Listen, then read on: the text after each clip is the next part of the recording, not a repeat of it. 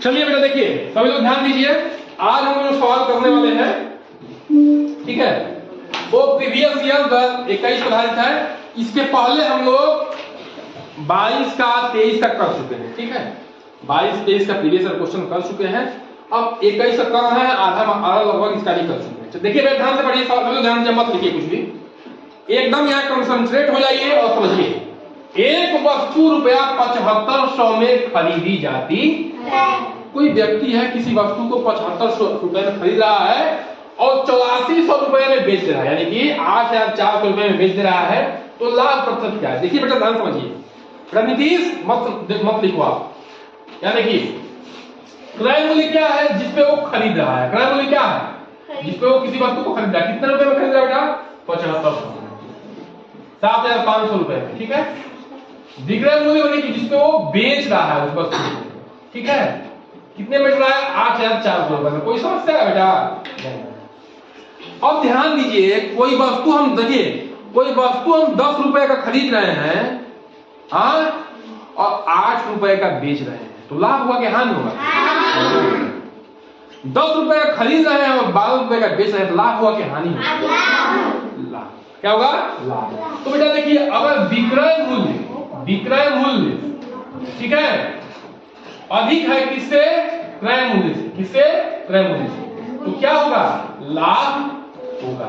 वक्त नहीं बताइए, अगर विक्रय मूल्य जिसपे हम बेच रहे हैं वो क्या है? कम है किससे? क्रय मूल्य से, तो क्या होगा? हानि होगा। वक्त नहीं होगा, ये हमें पता है। क्या ये हमें पता है? अच्छा, इस केस में क्या होगा बेटा? 8400 क्या है? अधिक है 7500 से, है कि नहीं है? तो इस केस में हमें क्या मिल रहा है? हमें लाभ हो रहा है ना? लाभ कितना हो रहा है बेटा? लाभ कितना हो रहा है? तो विक्रय मूल्य में से क्रय मूल्य को क्या कर दीजिए? ये साख हम लिखे हैं, ठीक है ना? तो 8400 में से 7500 यानी 7500 घटा देंगे तो कितना उत्तर है बताइए तो? 14 5 900 है जी। बोलिए, कोई समस्या है? 900 रुपया। अब प्रश्न में पूछा जा रहा है कि लाभ प्रतिशत ज्ञात करिए। तो लाभ प्रतिशत का सूत्र क्या होता है बेटा? कल भी लिखवाए थे, आज बता रहे हैं, ठीक है। लाभ क्या है? वही विक्रय मूल्य में से क्रय मूल्य घटा दीजिए, वही सूत्र लिखवाए थे, गुणे 100 बटे क्रय मूल्य। ध्यान देना बेटा, कभी भी लाभ और हानि की जो गणना होती है वो क्रय मूल्य पर होती है। किस पे होती है? क्रय मूल्य पर। इसलिए क्रय मूल्य नीचे लिखाया जाता है, ठीक है, कि क्रय मूल्य के बेस पर हमें लाभ हुआ है कि हानि हुआ है। अच्छा, हानि प्रतिशत का सूत्र होता तो हानि प्रतिशत निकालना होता तो क्या करते? लाभ की जगह हानि लिख दो, नीचे क्रय मूल्य ही रहेगा। क्यों? क्योंकि लाभ और हानि की जो गणना हो रही है किस पे हो रही है? क्रय मूल्य पे हो रही है, ठीक है। हम विक्रय मूल्य पे कितने में बेचे हैं उस पर लाभ हानि की गणना नहीं करते हैं। कितने में हम सामान खरीदे थे और कितने में हम बेच रहे हैं, तो जो खरीदे थे जो क्रय मूल्य है उस पर हम लाभ और हानि की गणना करते हैं। इसलिए लाभ प्रतिशत में ये क्रय मूल्य नीचे होता है, हानि प्रतिशत में भी लाभ क्रय मूल्य नीचे होता है, ठीक है, ध्यान रखिएगा। तो लाभ कितने का हुआ है? 900 का, गुणे 100, और क्रय मूल्य कितना है? 7500, ठीक है बेटा, ठीक है ना? ये 2 0 कैंसिल, ठीक है, ठीक है ना? अब देखो कट जाएगा, मैं डाला हूं, देखो कैसे 25 से कट जाएगा ये। अच्छा, थोड़ा उल्टा हो गया, इस आसानी से कटा है। देखिए, इससे कैंसिल हो गया ना, हाँ, 25 किया 75, 25 चौका 100। अगर बेटा हम 25 से कटा दें, अगर आप 5 से कटा दें तो आसानी से कट जाता है, ठीक है। इसके पहले जैसे कटाया उससे भी कटा दें तो कट जाता है, लेकिन थोड़ा उससे लंबा प्रोसेस था, आपको समझ में नहीं आता, इसलिए मैंने उल्टा कर दिया, ठीक है। गणित की खूबसूरती है कि आपने सही मेथड अपनाया है, चाहे जैसे करिए उत्तर क्या आएगा? सेम आएगा, अलग नहीं आएगा, ठीक है। ये नहीं कहे सर हम तो ऐसे कर दें, लेकिन आपका मेथड सही होना चाहिए, आपका तरीका सही होना चाहिए। तरीके बहुत सारे हैं एक ही चीज को करने के लिए गणित में, ठीक है। तो देखिए, अब 3 से कर रहा हूं, 3 का में 3 3 का 9, 3 चौका 12% आएगा, ठीक है, ठीक है ना? दिख रहा है? ठीक है ना।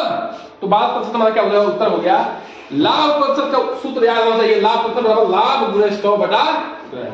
ठीक है, अगला सवाल देखते हैं बेटा।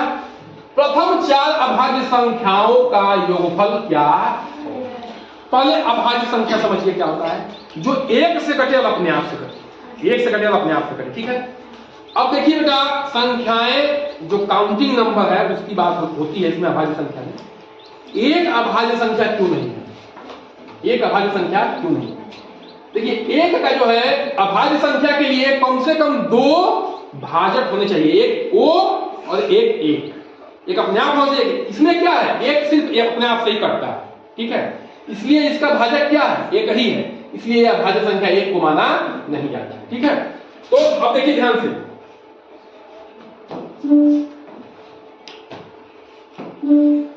अभाज्य संख्या कहां शुरू हुई है, देखिए 2, योगफल निकालना है धन 3 भी किससे कटेगा, देखो 2 किससे कटेगा, 1 से कटेगा और अपने आप 2 से कटेगा। 3 भी 1 से कटेगा और अपने आप 3 से कटेगा। 4 नहीं होगा, क्योंकि 4 देखो बेटा, 4 भाई हाँ, 1 4 के भाई कितने हैं, देखो ध्यान समझो, 4 1 से भी कटेगा, 2 से भी कटेगा और 4 से भी कटेगा, है ना। 5 1 से कटेगा और अपने आप से कटेगा। 6 नहीं होगा, 6 क्यों नहीं होगा बेटा, क्योंकि 6 देखो 6 1 से कटेगा, 2 से कटेगा, 3 से कटेगा और 6 से कटेगा। ठीक है, 7 होगा, 7 1 से कटेगा और अपने आप से कटेगा।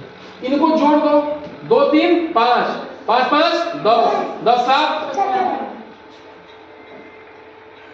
ठीक है बेटा, ये आपका उत्तर है ना। अगला क्या बेटा, अच्छा इस सवाल में समझो, इस सवाल में कहने का मतलब यह है कि आपको अभाज्य संख्या की परिभाषा पूछी जा रही है। भाई सर इतना सवाल आसान है, तो जिसको अभाज्य संख्या की परिभाषा नहीं पता होगी वो कर पाएगा नहीं कर पाएगा। ठीक है, और सवाल ये क्या है, ये बोर्ड मास पे आधारित सवाल है, मानी कि सॉरी यानी कि क्या,